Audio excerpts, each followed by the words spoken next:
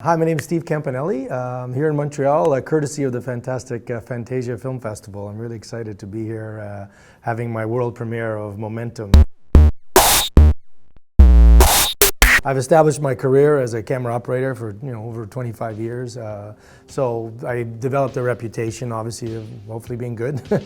So directing was my next step. I always wanted to direct, even when I was here at Concordia University. It was my big thing, but you don't just jump into directing, So I ended up in camera very successfully. I did very well, and then I thought, well, I learned so much from Clint Eastwood, so when I wanted to do my own movie like Momentum, I was very hands-on because everything about the movie I'm responsible for. The look of the film, the production design, the acting, of course, performance, the story. So for me, I was very particular about every aspect. I think the hardest part for me was letting go of the camera. After doing camera for so many years, it was really tough to just let go. I did a few shots. You see in Momentum, there's a few shots of mine in there. I had to beg the camera department to let me go crazy. That was my, my first movie, and I knew what I wanted. And even my cinematographer Glenn says, "You know what you want, so I'm going to let you set up all the shots." So I knew, 27 mil here, dolly track, 100 mil over there. Normally that's a director of photography's job, but because I come from that, I kind of knew exactly in my head how I wanted. I didn't storyboard anything, so I always made the crew aware of what I wanted to do.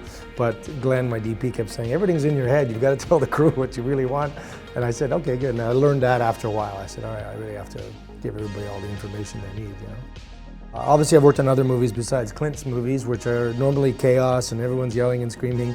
Clint's sets are very quiet, they're very organized, and it all comes from the top down. So what I learned is just have a great crew.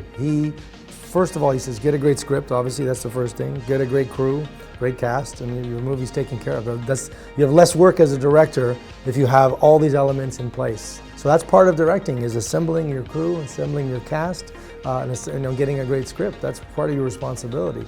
So what I learned from him on the set was his way of working with everyone. He empowers everyone on the set. Like, he lets the actors just act. He just go and do your thing. And most actors want feedback from the director. "What do you want me to do?" And he says, "You're an actor, go ahead, you know the character." Or a props guy will come up and say, "Which watch do you want the actor to wear?" And Clint will go, "Well, you read the script, what do you think he should wear?" And so that's what he does. He empowers his crew. Same with me, like he empowers me to set up the shots, do the blockings, do all these things, which is very rare in cinema, where a director will give that much control to his camera operator. So for me, I learned that. So when I was doing Momentum, my camera crew was, of course, very nervous operating for me, blah, blah, blah. And first few shots, the guys were like turning around, like nervous, shaking. And I said, "Why?" I said, "That was a great shot." I said, "Why are you so nervous?" And the guy turns around and he goes, "Have you seen your resume?" So he starts laughing. I said, "Yeah, it's fine. It's just relax." And that's what Clint does too. People are obviously, he's Clint Eastwood. They get very nervous meeting him, but he instantly lets you feel very calm. He lets you do your job. So that's the biggest thing I learned from him was just let people do their jobs. You obviously have to steer the ship in the right direction, but if you do it with a very gentle hand, people respect that and they'll work that much harder for you.